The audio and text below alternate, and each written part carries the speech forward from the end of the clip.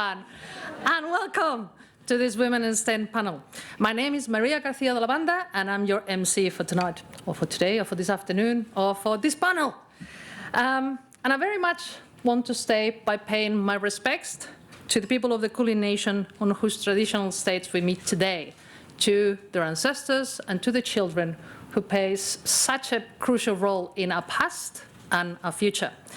And since we're talking about STEM, I think that it's very important to recognize that Australian Aboriginal cultures have had a massive contribution to a lot of different fields, including STEM. In fact, including information technology, which is my area.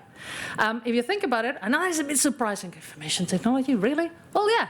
If you think about it, information technology is a core of it is about storing information in a way that is useful, in a way that is, abstracted sometimes, sometimes not, depending on what you want to do, and then in a way that is transmittable, right? That it can last forever, that it can last some time. And if you think about it, Aboriginal cultures have done this incredibly well. They store information in amazing ways, in places, in stones, in objects, in dances, in stories, in dreams, in songs, and have been doing this for tens of thousands of years, when we can barely read some of the floppy disks that were written last century. So yes, I think that we have a lot to learn, and is a wonderful thing today to recognize them. So what are we here today to do? We are here because Monash champions and supports transgender and gender diversity, and because even though we support them very strongly, we still have a very long way to go, as we know. So we want to keep on recognizing the achievements of all women in STEM, the achievements, the challenges, and make sure that we keep on supporting everyone to do a fantastic job in the future. So a big thanks for coming. A big thanks to those that stay here, that are sitting here with us, whoever is listening in the live streaming, and a very particular thank to groups of people, some of the very senior, wonderful people that are here supporting Mona's contributions to gender diversity, and also to the RoboGirls who are here today. Yay! If you want to, I've been told that there's a hashtag. I know that I'm information technology, but I'm hopeless at Twitter. But anyway, there's a hashtag Monash in, no, wait a minute, Monash in women, no, Monash women in STEM is not the beer, I promise you. Okay, so welcome everyone. And if I were you, I would be thinking, who is this person and why is she talking? Well, I'm glad you asked. As I said, my name is Maria Garcia de la Banda, and I've been researching in computer science and software engineering for almost 30 years, 30 years since I started my PhD. And looking back, one of the things that most surprises me is, amount of changes, the things that have not changed, the things that have changed, etc. But one of the things that most surprises me is my own journey, my own changes from when, in both perspective and the kind of actions that I was wanting or prepared to take. From when I started to kind of mid-career when I had my kids to now that I'm, they're teenagers and feed themselves and that kind of thing. So it for me, has brought home the importance of diversity, because if a single person, just by changing age, can change so much what she was prepared to support in different times, it really is incredibly important to have people from all ages and all genders and everything, all cultures and all languages. So I started this when I was when I was young, doing my PhD, and by then, as a woman in STEM and in IT, there was very few, as you might imagine, and what I really was worried about is to be taken seriously, right? I wanted everyone, if I wanted to a conference or I wanted to a workshop or something, to come and ask me about my work. I didn't want to be asked about how is Spain and, classical, who are you the wife of? Or, and I'm serious. And things like that, or you know, your outfit, or do you want to have some drink with me? No, I wanted to be asked for my paper, which I presented before, and all that kind of stuff. So it was my absolute focus, and I was absolutely black and white, as you are when you are young, and totally opposed to anything that had the word women. As in, anything that was explicitly for women was bad, because it was kind of re-emphasizing or making me feel that the only reason why I got the grant, the paper, the whatever, was because I was a woman, and I was opposed to it. And then I matured, and I grew up a bit more, and I had kids, and I got recognition at research, and then my vision changed. And I started to worry not so much about that, because now people came to me and talked to me about work, but I started work about society, and in particular, the way that women were very so subtly, very so gently pushed towards arts or away from STEM. And my son, which is the older, completely towards maths, physics, engineering. My daughter, same brain, you know, and very subtly, you know, drama, theater, arts. And she was struggling because she thought that the fact that she was not even invited to all these exceptions, you know, the super performance method or whatever, was because of her capability, not because, as the teacher told me, you are interested in that for your daughter. I'm going, well, duh, I was interested for my son, so why not for my daughter? So time passed, and my focus went into convincing the faculty to improve curriculum for schools, the IT curriculum, who is atrocious, to get participate in schools, to be a role model for the you know, young girls, etc. And then I continue growing, getting older, 30 years, quite a lot of time. And I became more and more senior, and I started, and I'm talking too much, and I started, and I started looking at realizing a lot of experiences and seeing a wider picture. And that's when I decided that all these things about quotas were actually very needed, and that regardless of whether we like it or not, whoever thinks, or whoever is going to think that we got it because of a woman, is going to do it with title or without title. So we might as well enjoy the, you know, push and the support. And that's when I started doing, getting, you know, convincing the faculty to be grants for women, doing things that were women explicit, mentoring women, grants for women, and got into Swan, Athena Swan, who's a fantastic thing, and got all these insights from wonderful people that contributed to it, and found out that one of the things that women lack is, for example, a network that gives us contacts and things like that. And now I'm chair of the network, which is why I was asked to be here. There you go. Now you know who am I and why I'm here. And my next, now that I'll shut up. I promise you that that's enough. So my next role is to introduce a wonderful panel speaker, Jennifer Mansfield, who knows all the challenges that you go through different stages very, very well. She is a Monash alumni. She did a science degree and went into research for IVF, pre-implantation genetics, and started as a researcher, was enjoying life a lot, and then had a first kid and found the juggling, as we all found, very, very difficult, and she decided to stop and go back to uni. And then she took on a graduate diploma of education and became a fantastic science education teacher that we need so much. And she was doing great. She so well that she became the leader of the faculty science. I mean the school. But then she had a second son, and even though they accepted some degree of part-time arrangements, it just was too difficult. She tried another school, too difficult. She tried another school, too difficult. So she went back, and she went back to uni. And this time, she did a PhD. Wow, she's admiration galore, exactly. Whoa. Because once, second, and now she's a lecturer at the Faculty of Education. So she has gone through all these stages, and she has always fought and got out of it really well. Well done. And over to her. So please help me in welcoming Jennifer. Thank you very much, Maria. Thank you for your introduction.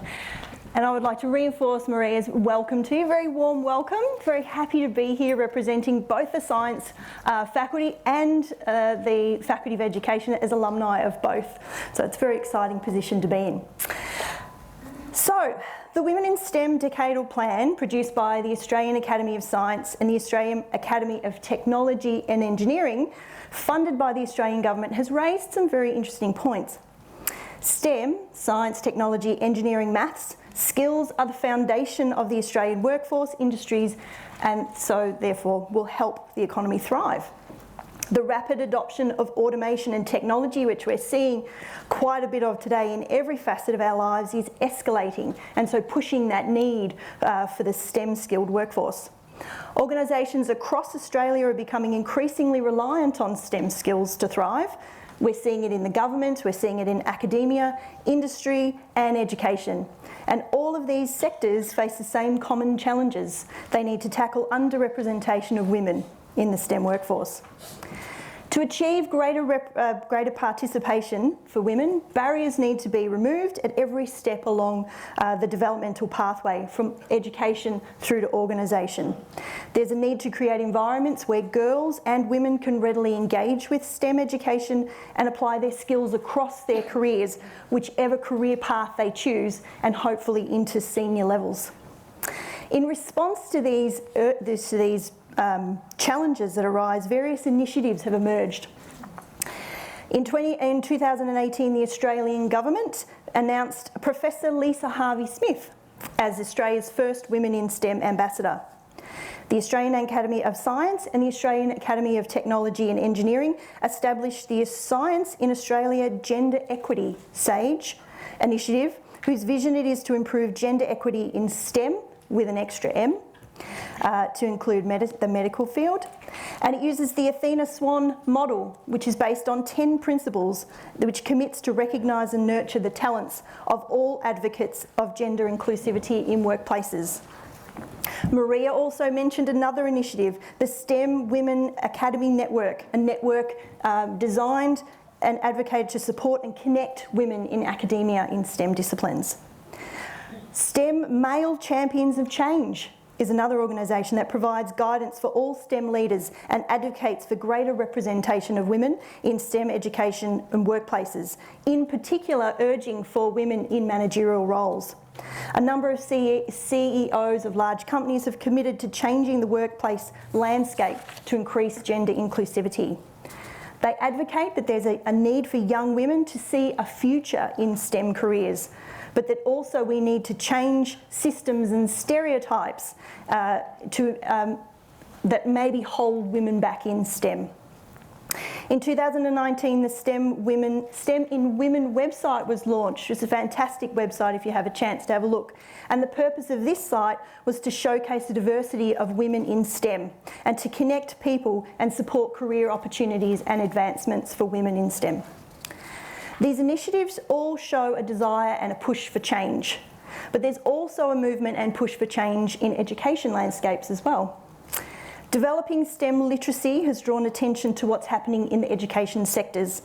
Research into increasing STEM engagement and literacy has focused on 3 broad areas: students, teachers, and the curriculum.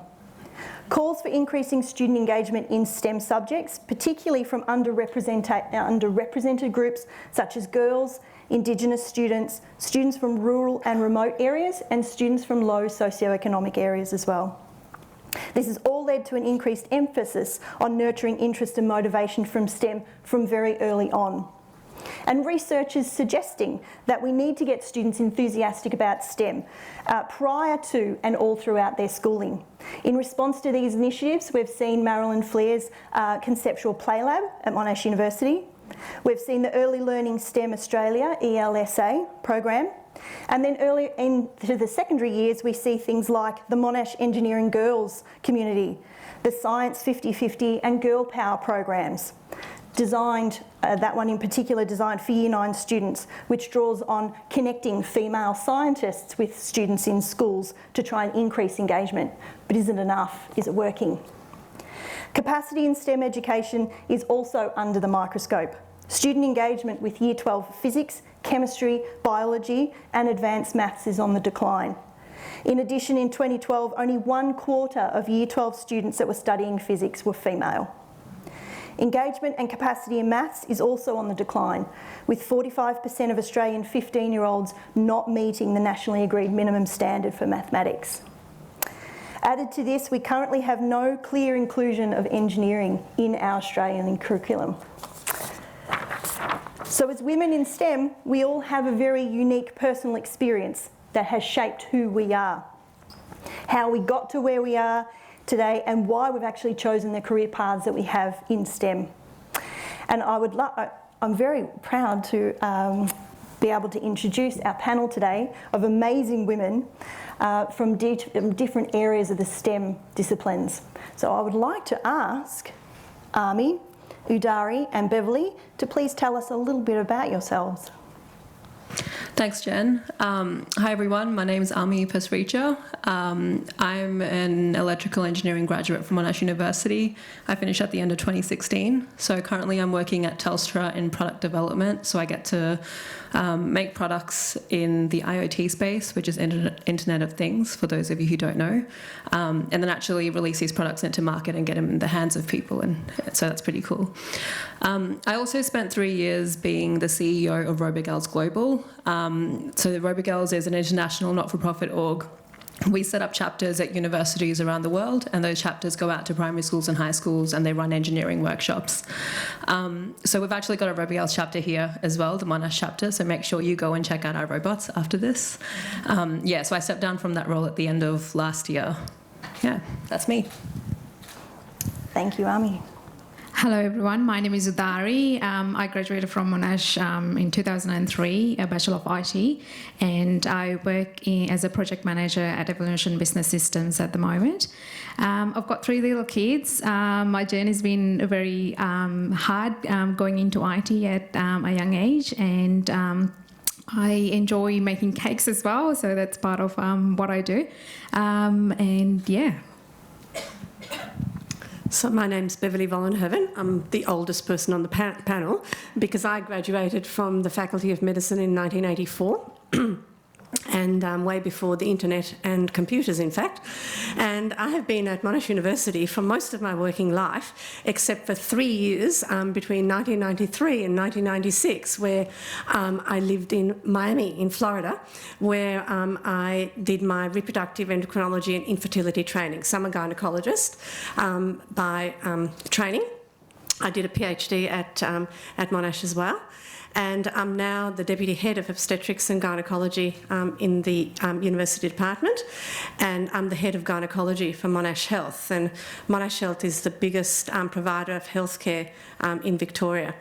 I'm also a clinician at Monash IVF, and that's where I've met Jennifer before. Yep. Apparently, I did an embryo transfer and she was there. So there you go. And that was a very long time ago as well. So that's me. Should I keep it? Back to Ami, thank you. All right, let's ask some really cool questions of our panel. All right, I'm going to start with you, Ami. Getting into STEM, what motivated you? When did you know it was something that you were passionate about? So I think this is a really good question.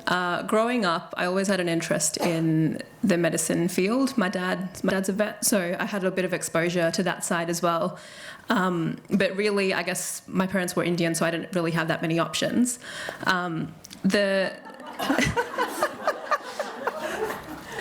So I realised at the end of year 12 that medicine wasn't an option for me because it's very competitive to get in. And that's where I had to figure out what I wanted to do next. And I kind of randomly picked engineering. So I was pretty good at maths in high school. My brother was studying engineering at the time, so I thought if he could do it, I could do it better. And so... Good job. But all jokes aside, I went into my engineering degree having no exposure, never learning about it in high school, and not knowing what to expect. But I went in with an open mind and I took advantage of a lot of the opportunities that came my way. So I got to work on a lot of projects with different companies where we had to, start with a blank canvas and come up with an idea or a solution to tackle some, great problem. So I got to work in areas like clean water sustainability, efficient public transport systems, smarter emergency response. And in doing that, I realized that engineering is actually quite broad and so applicable in so many things that we we do. But more so than just, playing around with some tech and building things, it's actually the application of that technology and the difference that it brings to people's lives, which is what fascinates me. And when I realized that, that's when I realized that, yes, I'm actually very passionate about engineering. I love building products and new solutions and solving problems and making people's lives better. And I can work across a variety of fields, not just the medical field, in doing that. Fantastic. Yeah. Isn't it always the way? Sometimes we sort of get into something. I was a bit like that with teaching. You get into it and you think, hey, I actually really love this. I think I'll, stay for a bit longer. Fantastic. Anyone else want to respond to that one? Udari, what motivated you? I think I stumbled upon it. So I think my parents looked at sending me overseas because I think they didn't, So I'm originally from Sri Lanka. So when I finished high school back in Sri Lanka, it was an opportunity to go overseas and study. And this was one pathway that I stumbled across out of the blue, I guess. So, I got into IT. And in my classes, there was not many female students as well. So it was all the boys coming and sitting next to me, wanting to copy all the assignments. And I hope you held back. So that's how my journey started way back then. So, yeah. Lovely. Beverly, would you like to? Yeah, so I wanted to do medicine from year 11, because it was year 5 when I was in high school. So I wanted to do medicine for quite a long time and was lucky to get in. I only just got in, so I was lucky, and I've really enjoyed working in medicine.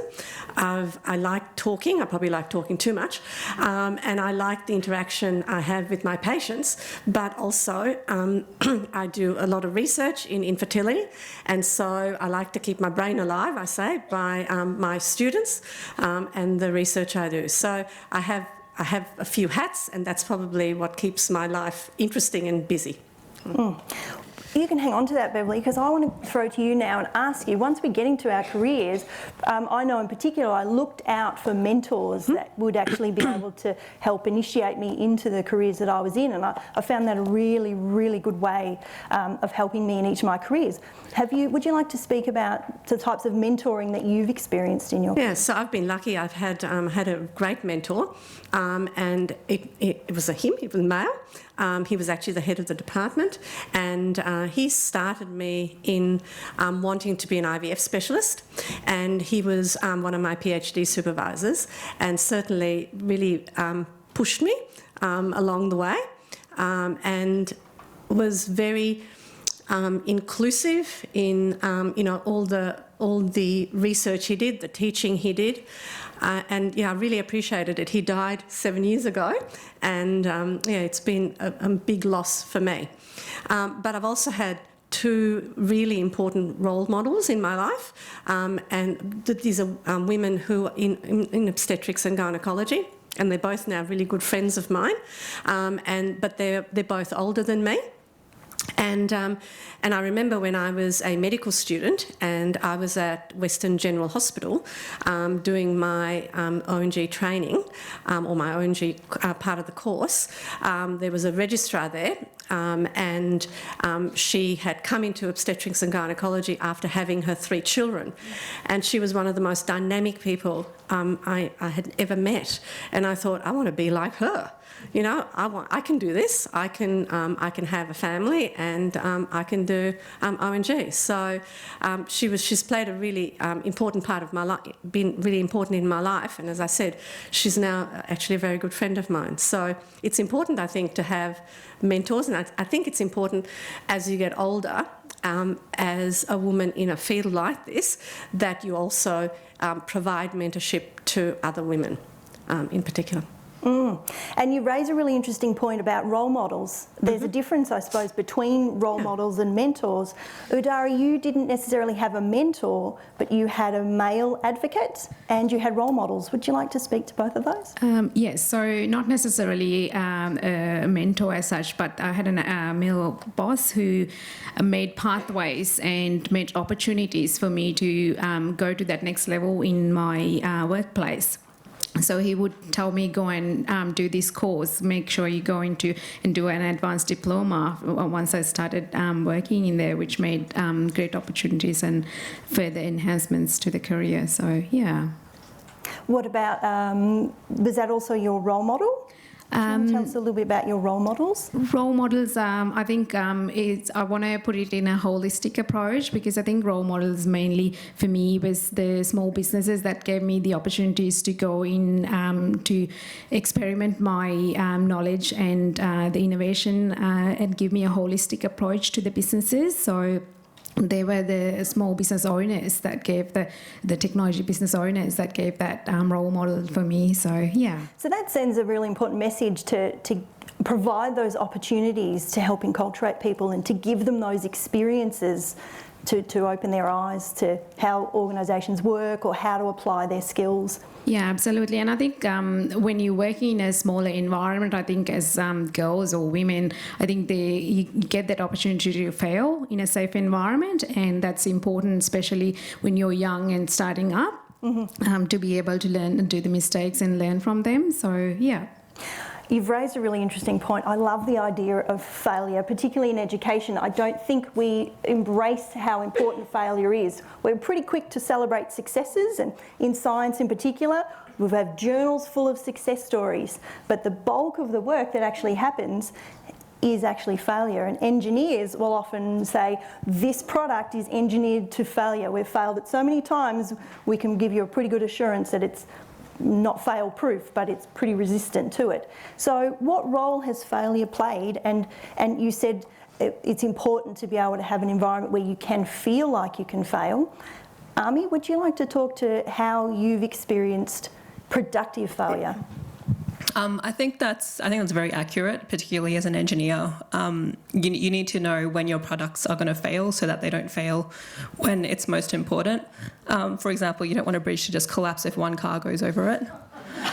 But I think even in our work environment and generally when we're building products, the mentality is about failing fast. So that's kind of where we've recently moved to this agile methodology, or as a company, Telstra has moved towards agile. But I've been working with agile teams in product development for a while, and we work in, short, sharp sort of sprints where you can actually break tasks down and you've got a smaller task to achieve, and it's okay because that's where you're learning and that's where you're failing fast. Mm-hmm. So if you do fail, it only impacts, like, say, one sprint, which is 2 weeks, right? You don't end up building a solution for 6 months and then realise that you've done it completely wrong. You fail as you go and you fail fast and you learn from that. Mm-hmm. So it's really important, particularly in engineering, to, encourage and embrace that culture and just know that it's okay to fail. Yeah. Did you ever feel pressure as a woman not to fail? Well, yes and no. I think my attitude towards, all the work that I do, even throughout studying, has always been to put my best effort into everything. And I've grown up in an environment as well where I've been encouraged to try my best, and whatever the result of that is, I should be happy with that because I know I've tried my best.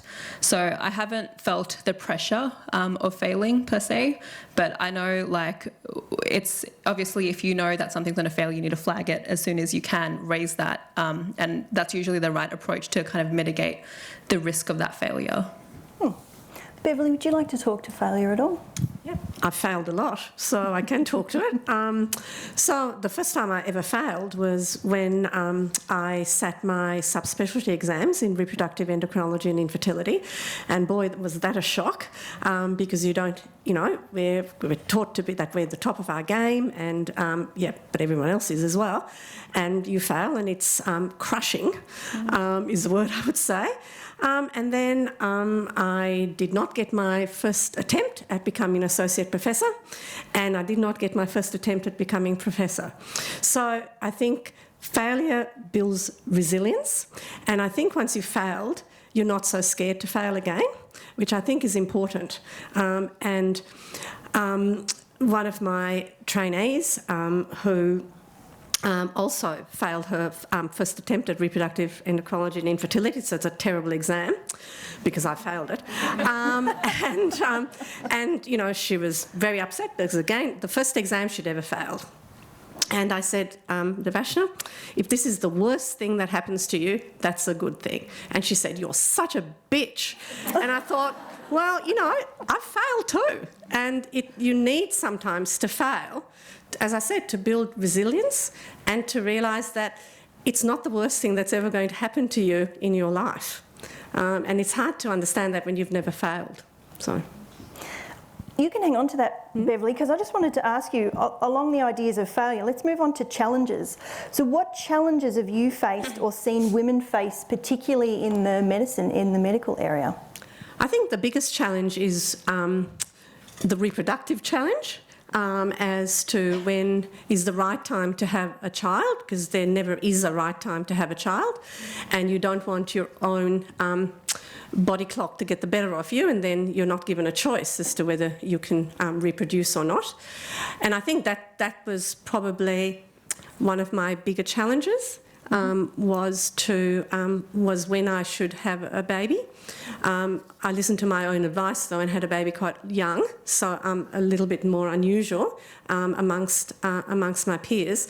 But I think because I deal in infertility, I do see a lot of doctors who, you know, are challenged by, I want to freeze my eggs now, or I don't want to have a baby yet because I'm not ready, or, you know, I'm on this career trajectory.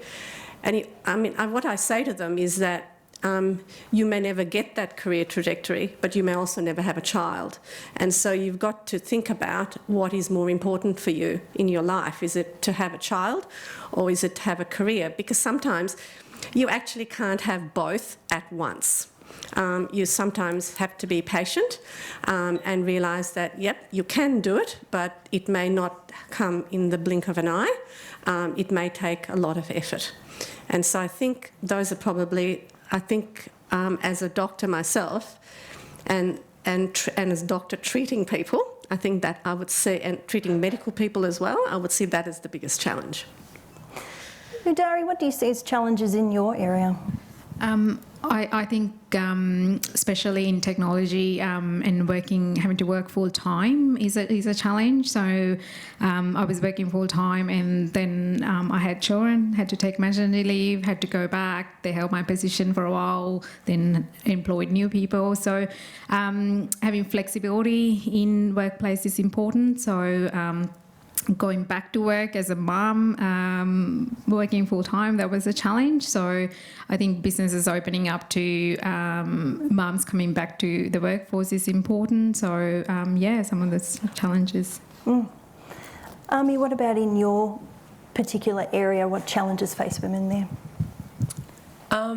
I think it's quite similar to what Beverly and Udari have mentioned. Workplace flexibility, you know, especially around the time when you've got kids and you've got people to take care of, that's always a challenge.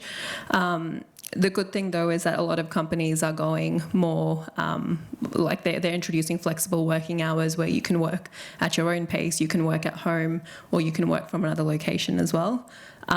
So that's a great way to support a lot of women who face that challenge. I haven't faced challenges with kids at the moment because I don't have any. But I did, because I was doing RoboGirls for 3 years, which was at the same time when I started full-time work, and a lot of the work that I had to do with either government, schools, teachers, partners, that would also happen during business hours. So the way that I overcame this challenge was that I had, an agreement with my manager at work, and he was quite supportive of my work that I was doing with RoboGirls. And as long as I was getting my work done and I could take my hours, at another time or however it worked, he was quite supportive for that arrangement. So I managed to do, 2 jobs at the same time, even though I was working full time as well. So I guess it depends on the workplace. But I think it's really good that they're introducing this sort of flexibility, at least as a pathway for women to, potentially have the choice of having a career and also having kids at the same time. Because ideally that's something that I'd like to do as well. Yeah, for sure. I'd like to now ask you about your experiences with STEM education or working in STEM as a female. Did you feel welcome and included? Ami, I think I'll start with you. I think I was pretty fortunate at university, at least. I didn't feel any different being, one of the only few females in my engineering cohort. for electrical eng, it was about 15 to 20%. But again, I don't feel any difference as being a female compared to my other peers. I know when it comes to work, like I've been in meetings, you know, where I'm say one of like I'm the only female in the room, and you know, I had a job at one point where I had to do a lot of scheduling as well as a lot of ideating and running workshops. And so because I'm doing things like scheduling and I know people's availability, people kind of assume that you're there to do just that. But on the other hand, I'm also very vocal with my opinions and my contribution. So even though I'm in a room with a lot of males who are talking away about some like new technology and everything, I still contribute to that conversation, and I still make my opinions known. And then when they tell me, like, you know, if they ask me things like, oh, when's this person available? I'll just be like, ask them. So I'm pretty vocal and I'm pretty stubborn when it comes to what I do and what I don't do, and I don't want to enforce that sort of stereotype that because I'm a female and I've scheduled this meeting, it's my job to do only that. But it's also worth recognising that like that job applies to males and females, so it's not just something that's female specific. The thing that I find though is I'm still new to my career. I've been in the corporate workforce for about 3 years now, and I haven't actually faced a lot of that gender bias when it comes to, you know, getting promoted or new opportunities. And I've been fortunate to work with managers who are really, you know, welcoming and encouraging, and just throw me in the deep end and give me all the opportunities, even the ones I don't ask for. So I've been quite fortunate in that sense, but I know it becomes an issue talking to a lot of like my female mentors that when they're looking, you know, to get promoted and they've been doing something for a while, they're really good at that and they want to, you know, go the next step into like a leadership management role or something that drives more accountability. That's when it becomes a challenge, and that's when, you know, it's important, like who you know is important and your network makes a difference. So often, like in a lot of organisations, particularly corporates, senior management are typically males, and they're males who are a lot older, who bring a lot of experience, but with that they also bring a 1950s sort of mindset. And so that's the sort of like behaviour, and they probably don't do this on purpose, but just, you know, in the way that they deal with things, the way that they act, the way that they go about promoting people or giving people opportunities, it's that sort of behaviour that's indirectly instilled in like younger leaders and younger people. And so because it's kind of coming from the top, that's the advice and that's the behaviour that's passed on to people who don't know yet or people who are still learning. And that's why this sort of, I guess, bias continues when it comes to promotions and new opportunities in the workplace. So it's quite important, I guess, at an early stage, yes, to get more students interested and exposed to STEM, but it's also equally important on the other end to, you know, work with senior management to try to change that whole 1950s mindset, and educate, you know, how we should be doing things. Yeah. Udari, would you like to talk about inclusivity in your workplaces?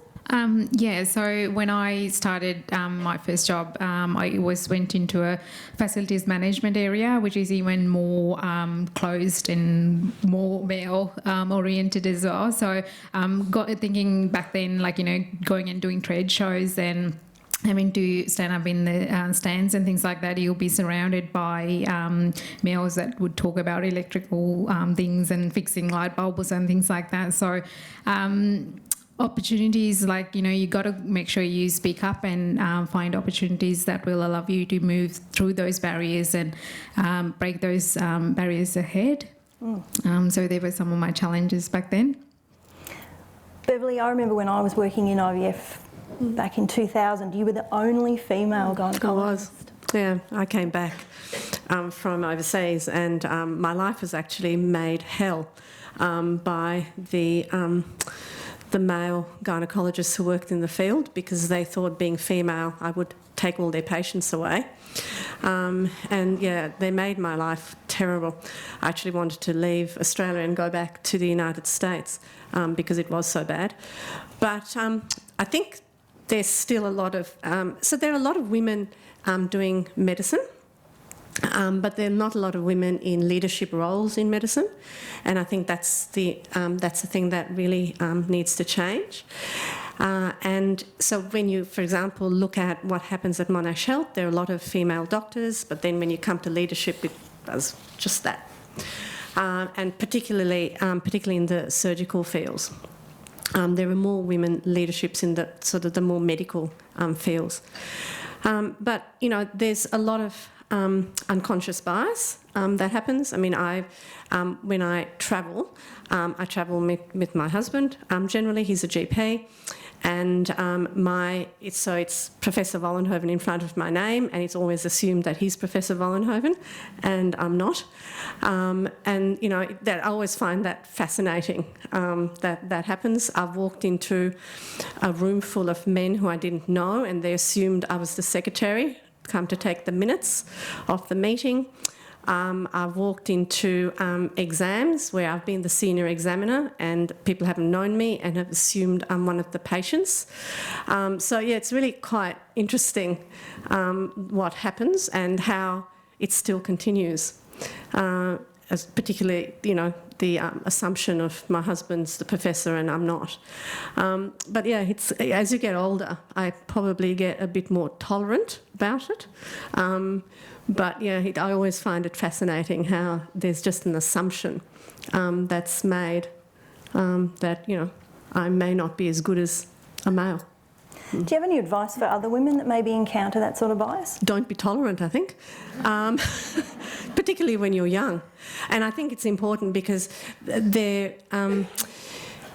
so it does come from the top down, as you said, where most managerial roles are by men, and there is that bias that women, you know, that first of all they won't work as hard because they need to go home, they have families, they have to, you know, they need to look after their families, and so they're not going to commit themselves 100%, and that's so wrong because I think I probably commit myself 150% because I want to prove that that's not correct.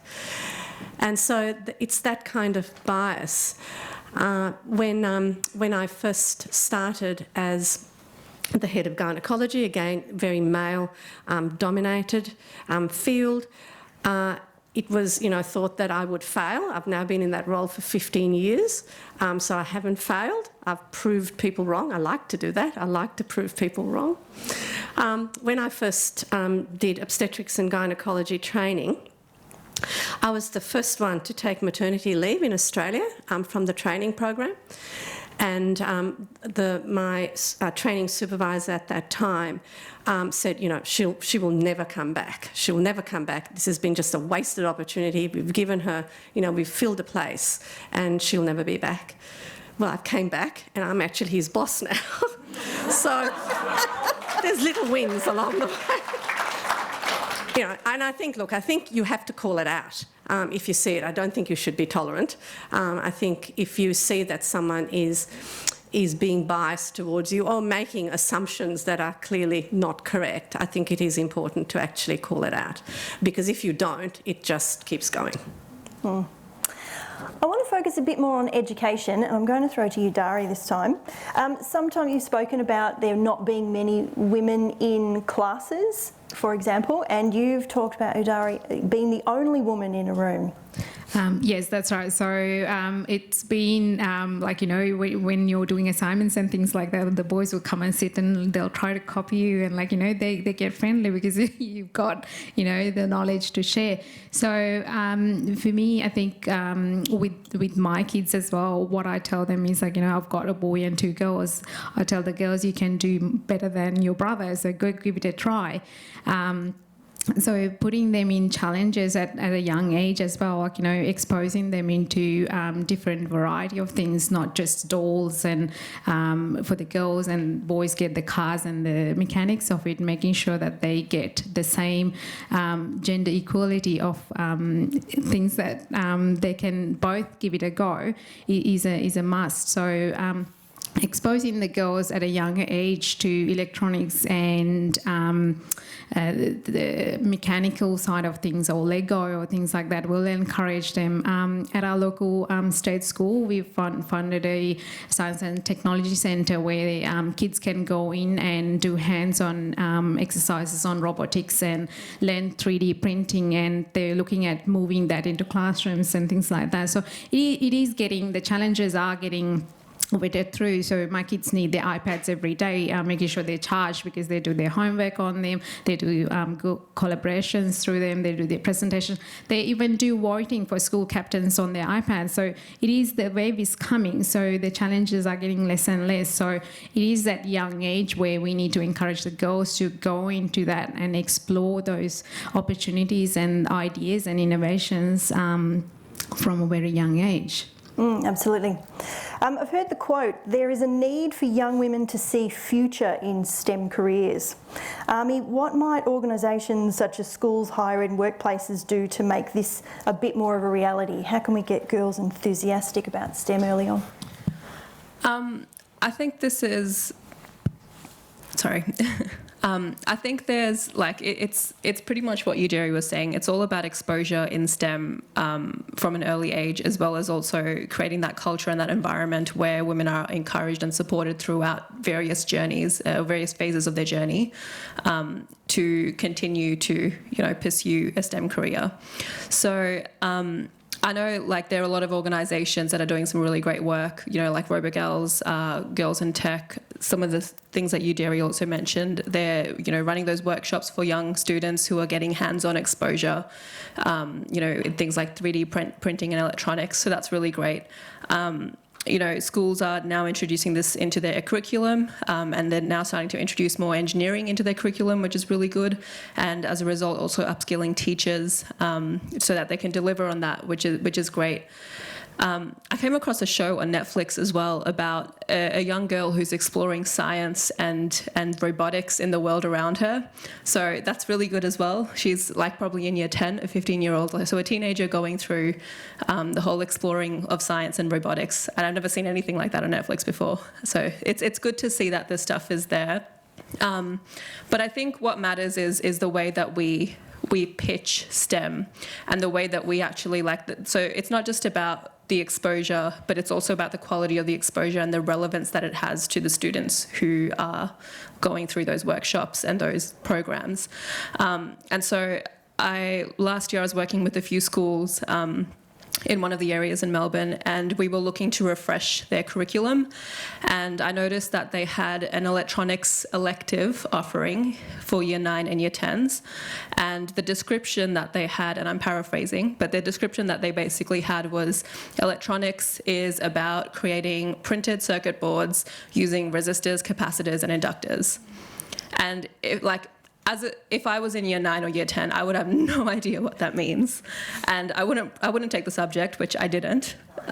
So I wouldn't have taken the subject just based on that description. What we need to actually highlight is that electronics are, the fundamental building blocks of how to create new solutions or something that can solve problems like prosthetic limbs or something like that, what the real life application is. So I think that makes a huge difference. And if students can actually relate to the work that they're doing, and you really highlight the application of the technology that you're working with, that'll make a huge difference in terms of getting them more engaged and more excited about STEM. I actually met a girl called Lucy. She's about 10 years old now, but a couple of years ago she entered RoboGirls Science Challenge, and she was our winner for 2017. So she actually entered a hydraulic hand, and it's basically like a hand that was made out of cardboard, and she used straws to sort of replicate the skeletal system, or like the skeleton of the hand.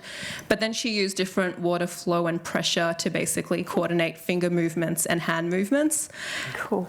And she ended up winning, not just because what she did was so impressive, but also because of the application and her story behind it. The reason why she wanted to build a hydraulic hand was because her mother had recently met with an accident and she had lost motion in one of her hands. And so by doing something like this, she feels like she's able to help her mum regain motion and movement in one of her hands. And so Lucy might grow up to be, a biomedical engineer who makes these prosthetics for people who really need. And that's someone from like a really young age, who's seen this problem and tried to research and find a solution herself. And so that's the sort of they're the sorts of values, or that's the sort of work thinking that we should try to encourage in younger people. I suppose the opposite might also be the case, that encouraging girls to build STEM capacities, but they might not necessarily want to go into STEM careers. So what do you think, what does STEM education provide then in terms of knowledge and skills for alternate career pathways outside of STEM? Would anyone like to speak to that one? It's too hard for me. I think with technology, I think you use a lot of analytical skills. So analysis and data basically comes into play in other industries as well across the globe. So I think learning technology and getting into sciences, things like that, definitely have other career paths to move into. So, yeah. I think for science, a healthy dose of curiosity and wonderment as well about the world, and just wanting to know how things work and then setting out to find out, I think, is important too in those sciences. Letting kids explore and actually build that sense of wonder is important. What about you, Ami? What about in engineering? I think at the core, engineering is about problem solving, and that's something that you have to do in every career, in every industry. So that's definitely a skill that's applicable right across the board. I think having a foundation in STEM, though, it's a good, strong foundation, because inevitably the way that we're moving forward with technology, with all of this sort of rapid development of new tech, it's inevitable that you're going to need some level of skill in STEM. So it's really important to get that base level at maybe a high school level, or even in university curriculum, so that we're actually building, people who can be successful in their jobs and make our economy better and everything going forward, but not just in the STEM industries. All right, last one. The landscape of equity in workplaces is changing. We're seeing the rise of paternity leave and greater support for women to come back after, and women and men to be both primary caregivers, to come back to work after they've had children. But Beverly, I'd like to direct this one to you. What more can be done to support women entering and staying in STEM careers, apart from what's been done so far? Well, I think probably one of the most important things is flexibility in the workplace. So I can really only speak about medicine, but certainly in medicine, allowing women to job share, or women and men to job share, I think is important. Flexibility of hours, the ability to take maternity leave or paternity leave without it affecting your career path. So we have currently, I think 4 of our trainees pregnant, and it makes a bit of a challenge in trying to cover, but it happens, and it's a natural part of life, getting pregnant and having children. And I think those are probably the most important things for medicine anyway. Mm-hmm. It's the flexibility and to not actually, I think we got to have women, because women have children, have women not be scared to get pregnant when they're doing medicine and in a training program, because I think that's one of the things I see as an infertility specialist, is that they're often scared to let people know if they're pregnant, and I think that's really unhealthy. It's very sad that someone would feel that way. So I think there needs to be an acceptance that having a child is a natural part of life. It's not something that's unusual, and that it should be accepted. Mm-hmm. Would anyone else like to briefly speak to what more can be done to support women entering and staying in STEM careers? I think, yeah, for having flexibility is helpful, and I think working from home, that's important in technology-wise. Like, you can pretty much work anywhere in the world. Like, I take my phone when I go on holidays, which is not ideal, but yeah, having the flexibility, working from home, getting, I think, young mums back into the workforce is important, giving them the opportunity to come back. Ami, what about you? What do you see as some ways we can support women entering and staying in STEM? Yeah, I think quite similar. Like, flexibility definitely plays a part when you've got a family or you're pregnant. I think on a corporate level, a lot of corporates have a great like maternal paternal leave policy, and that's pretty straightforward. There are always avenues to learn about that. I think for smaller businesses, though, it's something that they could be educated in a bit more. So even like when it comes down to like employees getting pregnant, they're afraid to tell their employer or their manager for a smaller business because they're not sure what the state of their job is, because it's a small business, they need that person there all the time. So even just some further education for those who are working in like smaller businesses, not just large corporates and bigger institutions. I think another thing that makes a key difference is mentoring. So we've got a lot of mentoring programs, where you're connecting people right across. So something that I found quite valuable is when your mentors sort of transition to be your sponsors or your advocates, the ones who actually vouch for you when it comes to new opportunities. They're the ones who tell you about them and actually will sell you to other opportunities so that you get those. So I think if you're entering the workforce or if you're entering STEM, it's really important to build out your network and know as many people as you can, but also start to build out some really good relationships which will come to fruition when the time comes. And when you have issues or if you're having challenges around, I'm not sure if I want to stay in this field or not, they're really good to, give you advice on that because they're quite experienced and they have a bit more influence. Great, fantastic. So thank you very much for your really reasoned and very insightful comments. We would like to throw open to some questions now from the audience. So if you have something you would like to ask someone on the panel, or even Maria, we'd be more than happy to.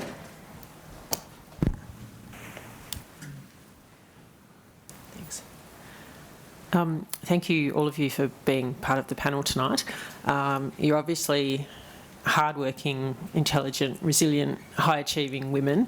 But 2 out of the 3 panellists also mentioned being lucky or fortunate. I would really love to see high-achieving women not use the term lucky or fortunate. And is there a danger of, are we perpetuating the idea that you can only be successful as a woman if you're lucky? Yeah, good question. Who would like to talk to that one? I think there is an amount of luck involved too, though. I think sometimes, I've been in the right place at the right time for some of my career. Not all of it. I have worked hard too. But I do understand what you're saying, that you don't want to feel that you only got somewhere because you were lucky that someone, said something good about you or whatever. And I think it's probably what's the imposter syndrome, that, you're not supposed to be there. You're there from, the aligning of the stars or whatever. If there were men up there... I agree. I absolutely agree with you, and I think that's such a gender difference that we, and that's why it's well known that men will apply for promotions much before they're ready, and women won't, because we have to be 120% ready, and that's I don't know whether I can say it's a basic gender difference.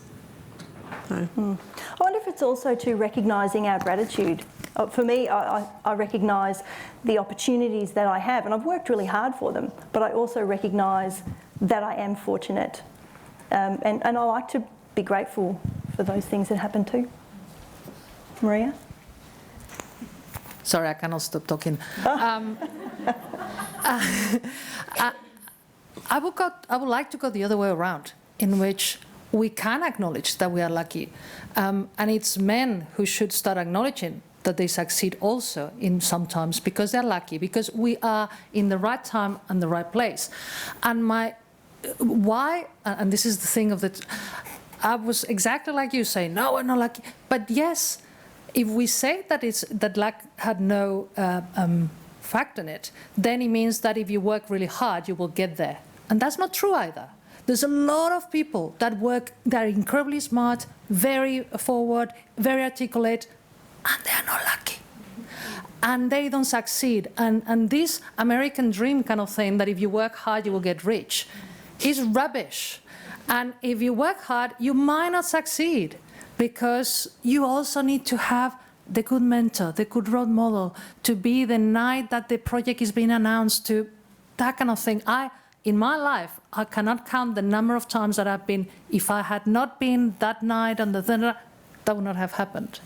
So I really would like us to say, yes, we are lucky. I just want men to also say we are lucky. Because otherwise the people that are not lucky think it's their fault, and it might not be. Question over here, thank you. Hi, I just wanted to thank you all for being on this panel. It's absolutely wonderful to hear all of your stories as well and your experiences. My question was basically, so you've been in meetings, obviously, all of you at some time in your life, and I'm wondering, have you ever been interrupted repeatedly by someone, and how have you handled that? Would like to talk to that one. I think nowadays the interruption comes from mobile phones. Just last week, I think our CEO had to send an email out to the staff saying that they can't actually use mobile phones in the room because it's actually interrupting the meetings. So yes, it is. I guess when I chair the meetings, it is. I don't know whether it's a gender thing, but yeah, mobile phones have come into play now to interruptions. I don't know whether that answers you. What about people interrupting? I've been in meetings where I've been constantly interrupted, but I think that's just been more of the personality of the person interrupting. So I've been interrupted by females and males, and other people have been interrupted, like even males have been interrupted by other males. So I think it's, for me, in my experience, it's been because of the person. Sometimes they're just really energetic and they just can't wait for you to finish until they have to like get their thoughts out. But if it's to the point where it's rude and I'm not able to actually finish what I intended to say, then I would just call it out. I'd just be like, if you could just hold on, let me just finish what I've got to say, and then we'll do questions or we'll do feedback after this.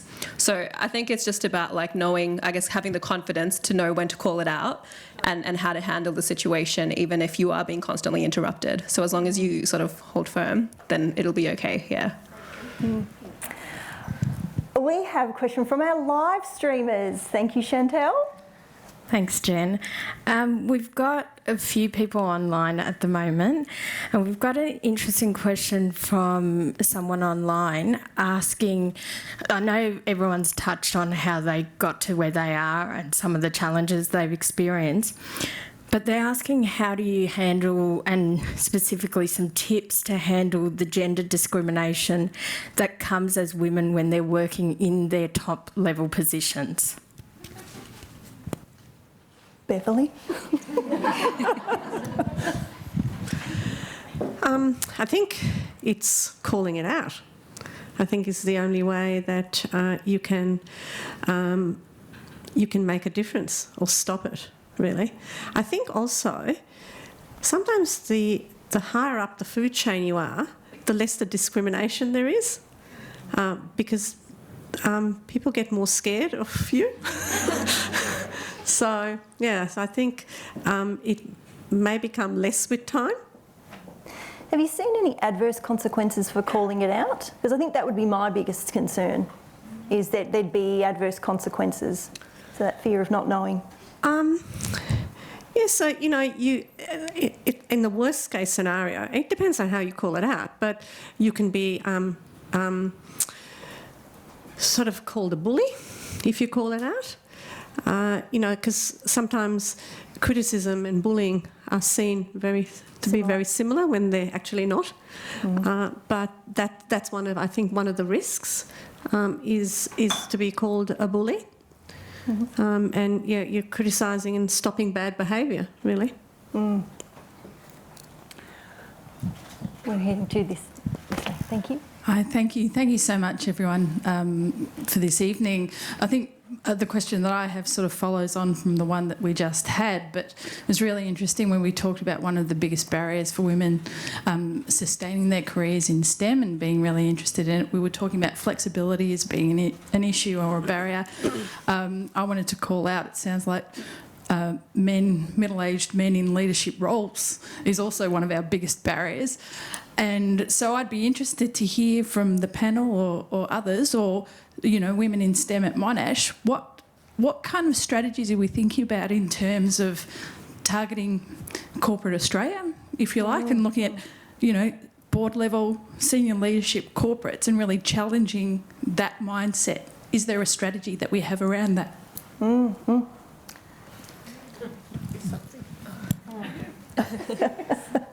So I'll quickly, I guess, attempt to answer that. So I know you mentioned the Male Champions of Change program earlier today. So that's, I guess, one initiative that Australia is taking to help with corporate culture. And a lot of CEOs of, you know, really large corporates, including Telstra, are on the Male Champions of Change program. So I think those are still in progress. The results of those, like, obviously it'll take time to, you know, filtrate that down through to the organisation and really change the organisation's behaviour, particularly for really large ones. But there's still measures that have been taken and there's strategies within that program. And even in general, like Maria mentioned earlier, that you do, you know, things like that are women focused, or you meet quotas or things like that as well. So even though they're specific for women, it's still actually very valuable in terms of getting people aware of those opportunities and making those opportunities available for females. So I think there's some of the strategies that we have at the moment when it comes to broader corporate Australia. I wonder if also whether we need to start younger in education as well, modelling the behaviour that we want to see. It might be a longer road to go, but yeah. We had a question over here. So I just finished the clinical embryology course at Monash, where Beverly gave a couple of lectures for me. We have a class of 48. There was 3 males in the class, and when you go to the conferences and things like that with CERT during the year, half the room male professionals in the field as well. So I sort of thought, where are they all coming from? Are they doing what I'm thinking I have to do in pursuing other things away from embryology? But then I'm worried that I'm going to miss the boat, and because I haven't been in it for a couple of years, when I try to go back into it, am I going to miss out? So did any of you guys do anything that was sort of not in your direct path and, I guess, career trajectory to sort of work your way back in, or did you all go straight into it? Okay. I think from my perspective, I knew at uni what sort of career path I wanted to go for, but when you're starting out your career, you don't have the option to do just that. You sort of have to work your way there. So finding the path there can be a bit challenging. I guess I went a bit away from my planned career trajectory in the sense that I picked up a CEO role, which was very leadership, management, that sort of, you know, focus. And then even at work, because I was doing a lot of these other things and I had developed a certain reputation for being really good at, you know, doing financials and business, I'd be given roles and opportunities that were very like finance business related. And so I did worry for a bit that I wouldn't be able to pick up, I guess, the technical core engineering that I did at, like, build on what I did at uni. But I guess what's probably a good thing and a bad thing about, or a good thing and a challenge about the technology industry, is that everything's changing so quickly. And again, like having an engineering degree, you have a good base and a good foundation of knowing how to learn and research and utilize your sources to know how to pick up new technology quickly. And I know I don't want to go in a super technical role, but I still want to be working with technical teams, and that I'm okay, like I'm comfortable with my level of technical knowledge, knowing that I can still build that up throughout my career. One more, thank you. I've got a couple of comments and then I have a question. I guess a couple of things. Firstly, Beverly, in regards to the comments about career and having to balance like career with parenting and trying to work out how all that works. I actually found when you're in corporate it doesn't work, so I actually went off and became a school teacher, and now I'm on maternity leave and I'm finding the balance really good. So I was going to say, like, sometimes it actually just, you're right, it doesn't work and you just end up taking a totally different career. The comment about finding workplaces in regards to being able to go back full time, I actually think it's great if you are able to find a place that lets you do full-time work, but I also think one thing we have to be mindful of is the impact going back full-time has on our kids. Because I know we all try to pursue careers and things like that, but like growing up, my mum was a full-time person, and me growing up, I felt like I had no parents around because both parents were full-time. So I think it's great that there's this mindset of being able to work full-time, but I think we have to think about the impact that it has on the family unit as well. My question towards, I think, more two of you, because you're in corporate, I actually found in the corporate world that you had to justify your salary, and that there was actually a very big imbalance between what my role was if I was a male versus a female. And even when I was recruiting the person to replace me, like, the CEO didn't even bat an eyelid that the person wanted 20% more than what I was earning. So I'm just curious if you've had any experiences there around salary discrimination and potentially having to justify that. I'll just touch base on the point that you mentioned, the difficulty of going back to a corporate world full-time once you're a mom. I've done a whole lifestyle change. I was working corporate full-time with the 3 kids towards the end of last year. I changed my lifestyle to be now part-time. So I've gone part-time in managing, so contributing towards the family as well as having some sort of pathway towards a career. And on your second question about the salary discrimination, I think it is correct. And I know when I went on maternity leave, they employed a male person to fill my gap, and obviously it was paid more. So it is an ongoing thing. So hopefully with time it'll catch up. I'm not sure whether you want to add anything. Yeah, I think it's a good point. It definitely happens. It happens in a lot of corporates for sure. I think though, when you talk to like the senior level, like if you talk to the head of people and HR at a company, right, they're not entirely aware sometimes, or like maybe they're just not across the fine details of everyone's pay. But the policies, or like the intent at least, is that it is, you know, gender equal. There is, you know, it's fair for both genders and everything. I think it sort of comes back down to who you know as well, right? So if your manager is, I guess, a male, or like your 2 up or 3 up is a male, and they're the ones who have the final decision on, you know, who gets what role at what level, then it matters, I guess, how in you are. And that's where a lot of females struggle with the pay gap as well, because they're not in that boys club. And when it comes to those opportunities, or like, you know, if there's a chance to take another role, which is essentially, or like do the same role but someone else gets paid differently, that's where a lot of people who are, you know, in the good books with their managers, that's where they get rewarded for that sort of behaviour almost. So I think it matters more so about who you know. But personally, from my experience so far, I'm fairly young in my career. I haven't actually gotten to the point where I'm going for like a huge promotion. So I haven't experienced a pay gap, at least from what I know. Yeah. The lady just here in the 3rd row. Thank you. Thank you so much for this opportunity.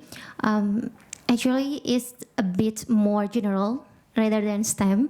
I'm from Indonesia, and I come from on a remote area in my country, and there is a local culture in my region that for women they have to go to early marriage in early years after maybe primary school. Yeah, but because of the education, the rate of early marriage has been declining today.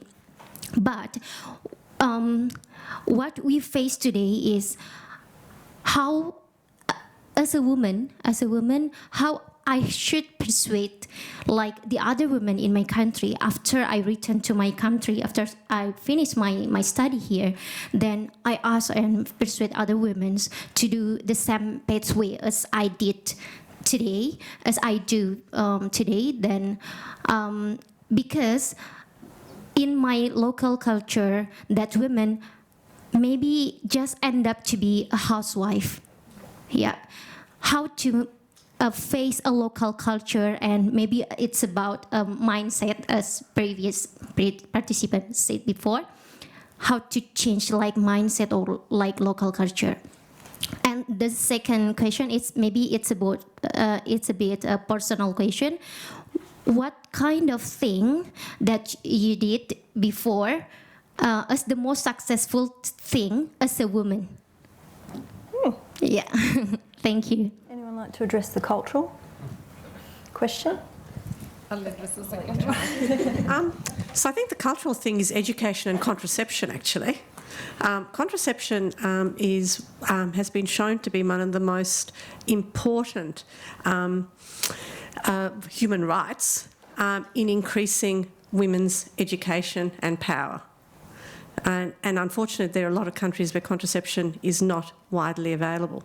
So I think education and contraception, really. And the second... What was the thing I'm most proud of? My daughter would like me to say that it was giving birth to her. And that probably is one of my achievements. She's 31 now. And I think my other achievement was last year when I was inducted into the Victorian Honour Roll for Women. And I think, yeah, that was probably a nice boost. Lovely. I used to own a cake decorating business. So when I went on maternity leave, I was bored at home for years. So I went and did cake decorating classes and started doing cakes and started a business.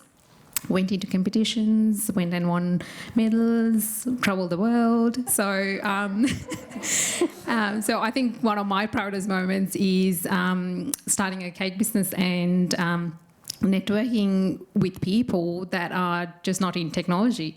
Now I help run a Cake Angels network where we're making cakes for really sick kids that go through terminally ill illnesses. So that's one of my proudest things at the moment. So yeah. Lovely. So I think with the cultural, I'll answer the first part of your question. So with the cultural mindset and education, yeah, on the same sort of wavelength as you, Beverly. I think a powerful way though to start to change that mindset is just by doing, and it's really hard, particularly like in a region like you've described where it's so normal for, you know, a woman to get married early and be a housewife, so it's actually daunting and quite intimidating if they don't want to do that. And it's almost like the entire community is against you. But I think it still takes, like, one person can make a huge difference, and it's just about starting, and then people start to see that actually, no, this is normal, I want that too. And then they feel a bit more empowered to actually go in and do that themselves. So I think like one of like it's quite effective to actually start doing those things so that people are aware of that. In terms of my proudest achievement, so I know when you phrase the question, you sort of phrase it as a woman. I just wanted to highlight that, like, I don't think my achievements are based on my gender per se, and I haven't given birth to anyone, so I can't say that either. But I think one of my proudest moments probably has been, so when I was in high school, I did a lot of volunteering, and I've been volunteering up until today as well, since I was in high school. So I used to volunteer for my local group, and we used to organise these events for children in our community. And we also used to run special events for disadvantaged children or like children with disabilities and so forth. And so we ran a few of these like fun days over like maybe 2 or 3 years. So we ran a few of those, and I was actually in the shopping centre and I came across one of the students who had attended those fun days like a few times. And then when she saw me, she ran up to me and she gave me a hug. And I thought that was like, I felt really good in that moment because, you know, the fact that she remembers me, it means that I've maybe made a positive difference in her life. And so that's why she's, you know, celebrating that with me and with such enthusiasm. So that was probably like, yeah, one of my proudest moments. Fantastic, thank you. I just want to thank the panel. I'll invite Maria back up, thank you, to finish off the evening.